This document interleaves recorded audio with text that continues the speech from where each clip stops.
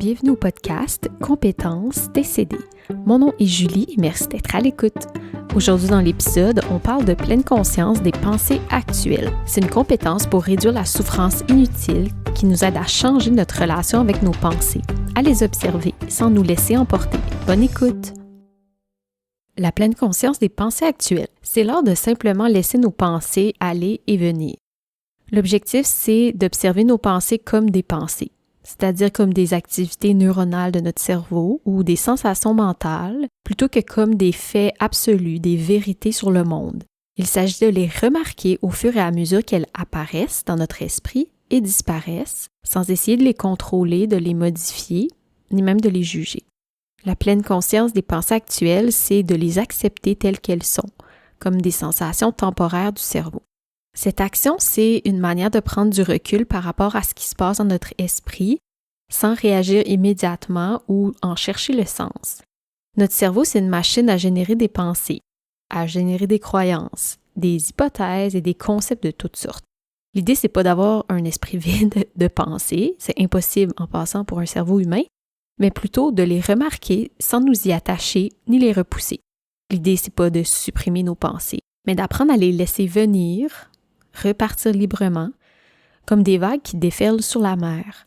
En faisant ça, l'observation de nos pensées, ça devient similaire à l'observation de n'importe quelle autre expérience. Et c'est en faisant la pleine conscience des pensées actuelles que nous pouvons trouver une nouvelle façon de nous relier aux pensées douloureuses ou négatives pour qu'elles n'entraînent plus autant de souffrance. Voyons maintenant plusieurs techniques pour pratiquer la pleine conscience des pensées actuelles. Une première technique, ça serait d'observer nos pensées. Ça pourrait être d'observer nos pensées comme des vagues, donc d'imaginer que nos pensées sont des vagues qui vont, qui viennent.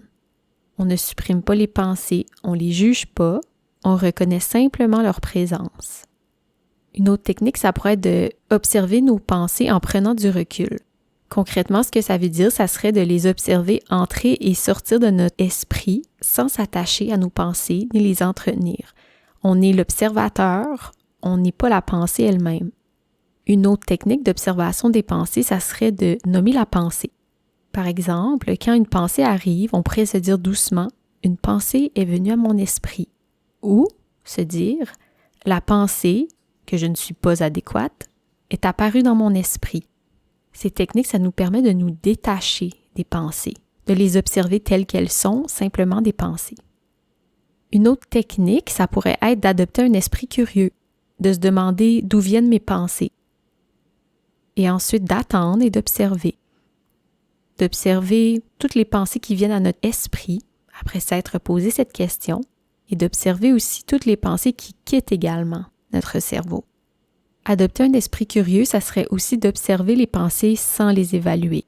Comme on a dit plus tôt, les pensées sont comme des sensations du cerveau.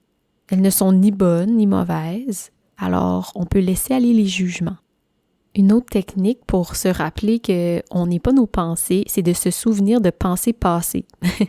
Par exemple, de penser à des moments où vous aviez des pensées très différentes de celles que vous avez en ce moment.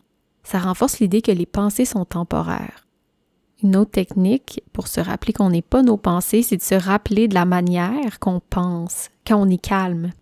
Parce que quand on est calme, nos pensées sont souvent plus équilibrées et réalistes. On pourrait aussi jouer avec nos pensées. C'est-à-dire, on pourrait répéter à haute voix nos pensées plusieurs fois. On pourrait essayer de répéter nos pensées le plus vite possible jusqu'à ce qu'elles perdent leur sens. On pourrait même utiliser une voix d'animal ou la voix d'un personnage de dessin animé.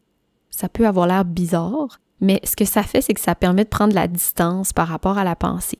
On pourrait même chanter nos pensées ou les visualiser. Par exemple, les visualiser comme des animaux mignons qu'on pourrait caresser ou comme des couleurs brillantes qui défilent dans notre tête. On pourrait aussi essayer de penser à nos pensées comme si c'était des simples sons, comme des bruits dans notre tête qui n'ont pas vraiment de signification. Une autre technique, ça pourrait être d'essayer d'aimer nos pensées, de les accueillir avec une forme d'ouverture, d'acceptation, même si c'est difficile. J'aimerais vous partager d'autres techniques de pleine conscience avec l'imagerie pour nous aider à visualiser nos pensées comme des entités qui sont séparées de nous. On pourrait par exemple imaginer un tapis roulant où défilent nos pensées, nos sentiments, mettre chaque pensée dans une boîte étiquetée, par exemple boîte du souci, boîte qui contient des pensées du passé, boîte qui contient des pensées de planification. Et maintenant, on pourrait observer les boîtes qui se font trier. Pour aider à visualiser nos pensées comme des entités séparées de nous, on pourrait utiliser l'image d'une rivière, d'imaginer nos pensées, nos sentiments comme des bateaux qui naviguent sur la rivière, et nous assis sur la berge qui regardent les bateaux qui passent sans sauter à bord. On pourrait imaginer nos pensées comme des wagons d'un train. Nous, on est sur le côté, puis on observe le train passer sans y monter. On pourrait aussi imaginer que nos pensées sont écrites sur une feuille qui flotte dans l'eau, alors que nous, on laisse chaque feuille s'éloigner de notre champ visuel. On peut aussi imaginer que nos pensées sont des oiseaux qui volent dans le ciel, ou des nuages qui passent et se dissipent. On peut aussi imaginer que notre esprit est une pièce avec 2 portes. Les pensées entrent par une porte et sortent par l'autre. On peut observer les pensées avec curiosité, jusqu'à ce qu'elles quittent la pièce. Alors, je viens de vous partager plusieurs exemples. Je vous invite à essayer peut-être 1 ou 2 techniques que j'ai partagées aujourd'hui, puis l'essayer dans les prochaines semaines. Et maintenant, j'aimerais vous partager un exemple personnel. Alors, il y a un certain moment, j'ai vécu une période où j'observais que je ruminais beaucoup à propos d'une situation au travail. J'observais que mes pensées tournaient en boucle dans ma tête. J'avais des pensées du genre « j'aurais dû faire ci, j'aurais dû faire ça, j'ai pas bien géré ». Je voyais que ces pensées me submergeaient complètement, puis je me sentais anxieuse, stressée. J'avais même du mal à dormir. Au début, j'essayais de chasser les pensées, mais c'était comme l'exemple d'essayer de retenir un ballon sous l'eau. Plus je poussais, plus le ballon remontait avec force. Alors, je me suis dit, bon, je vais essayer la pleine conscience des pensées. J'ai essayé la première étape, d'observer mes pensées sans les juger. Donc, quand une pensée comme « j'ai pas bien géré » apparaissait dans ma tête, je me disais juste « ah, voici une pensée de jugement sur moi ».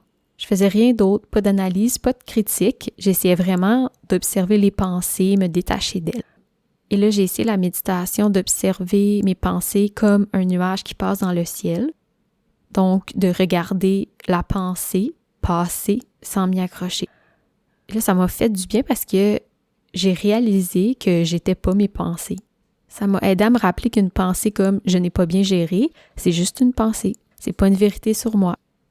Avec le temps, quand on refuse de lutter contre la pensée, puis on la laisse juste être, ça perd de son pouvoir. Puis là, c'est là que je l'ai vraiment senti. J'ai remarqué que quand je la laissais passer avec conscience, plutôt que rester dans la rumination, je me sentais mieux. Je me sentais plus libre. Dans l'instant, ça m'a aidé à réduire ma souffrance. J'ai observé que pendant cette période plus stressante, j'avais besoin de faire la pratique consciemment plus souvent. Puis depuis, j'observe que c'est plus facile d'observer que ma pensée n'est qu'une pensée. Ça veut pas dire que j'ignore comment je me sens. Ça veut dire que je laisse de l'espace à mon corps, ma tête, de pouvoir respirer, même au milieu des pensées difficiles. C'est important de pratiquer régulièrement ces techniques parce que on se rend compte assez vite que nos pensées n'ont pas autant de pouvoir sur nous que ce qu'on croit. Ça nous aide à devenir moins réactifs à nos pensées, puis on apprend à les observer avec plus de calme.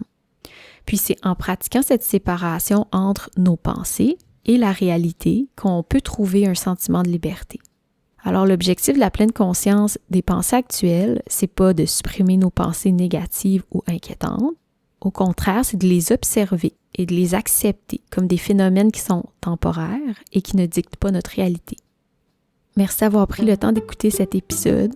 J'espère que cette pratique vous aidera à prendre un pas de recul face à vos pensées, à mieux les comprendre et à les accepter comme elles sont, des vagues passagères.